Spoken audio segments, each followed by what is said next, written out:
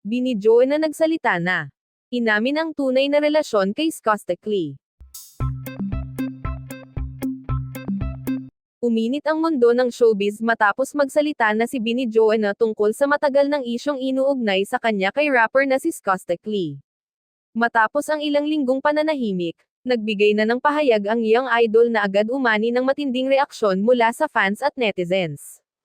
Nagsimula ang espekulasyon nang mapansin ng netizens ang pagkakapareho ng kanilang mga post sa social media, partikular sa mga larawang kuha umano sa iisang lugar.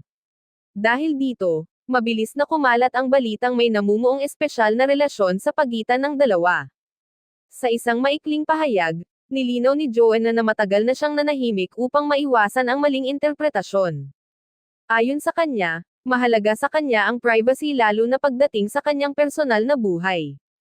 Hindi man diretsahang kinumpirma ang isang romantic relationship, inamin ni Joanna na may komunikasyon at pagkakaibigan sila ni Skostekli. Dagdag pa niya, normal lamang ang magkaroon ng koneksyon sa kapwa-artista. Binigyang diin din ng Bani leader na mas pinipili niyang unahin ang kanyang kaligayahan at kapayapaan ng isip. Ayon sa kanya, hindi lahat ng bagay ay kailangang ipaliwanag sa publiko. Samantala, hati ang naging reaksyon ng netizens sa kanyang pahayag. May mga fans na patuloy na sumusuporta at nirerespeto ang kanyang desisyon, habang may ilan namang nadismaya at humihiling ng mas malinaw na sagot.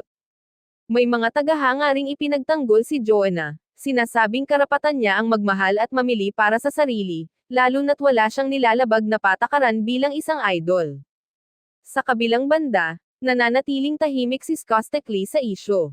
Wala pa siyang inilalabas na opisyal na pahayag kaugnay sa mga kumakalat na balita tungkol sa kanilang dalawa. Patuloy namang sinusubaybayan ng publiko ang bawat galaw at post ng dalawa sa social media, na lalong nagpapainit sa usapin tungkol sa tunay na estado ng kanilang relasyon. Sa ngayon, malinaw ang isang bagay, nagsalita na si Bani Joanna, at bagamat hindi tahasang pag-amin, ipinakita niya ang kanyang paninindigan na piliin ang sarili, ang kaligayahan, at ang katahimikan sa gitna ng ingay ng showbiz.